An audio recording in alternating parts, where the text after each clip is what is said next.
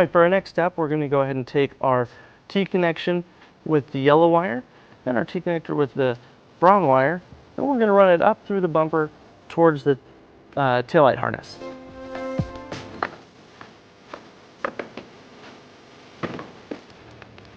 All right, our next step is to connect our T harnesses with our taillight harness, and they just match up with the two black taillight harnesses.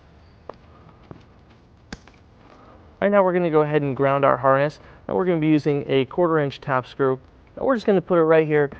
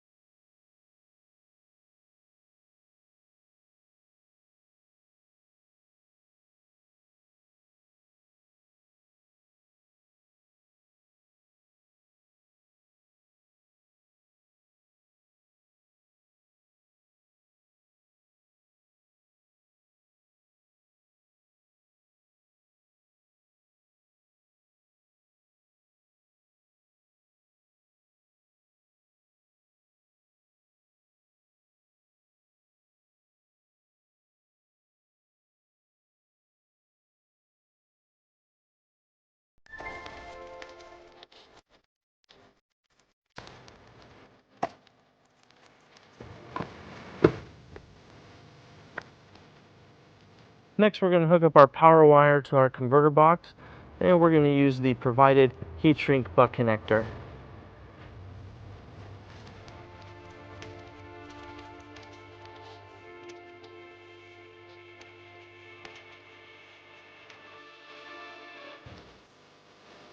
And we'll use our butane torch to go ahead and heat shrink that.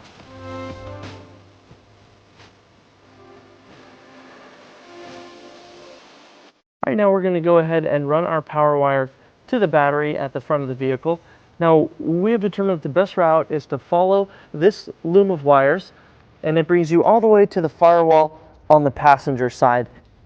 So we're going to use zip ties and secure it to that loom.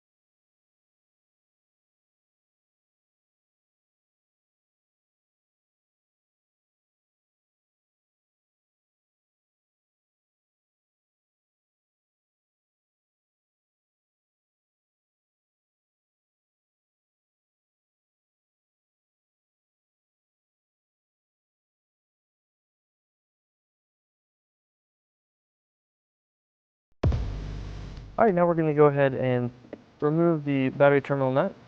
And we're going to use a 13mm socket.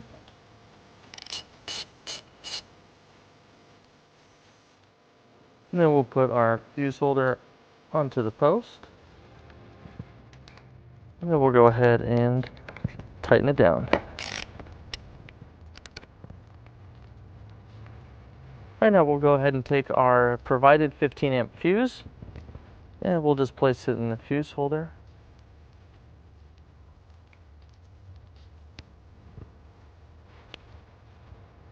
Right now we'll just clean up our wires and tuck those in.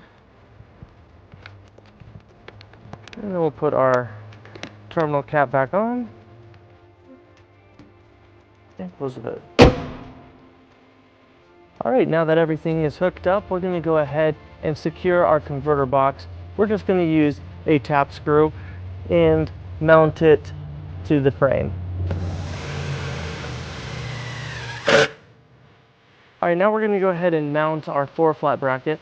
On our hitch we have a welded mount right here that we'll be attaching it to.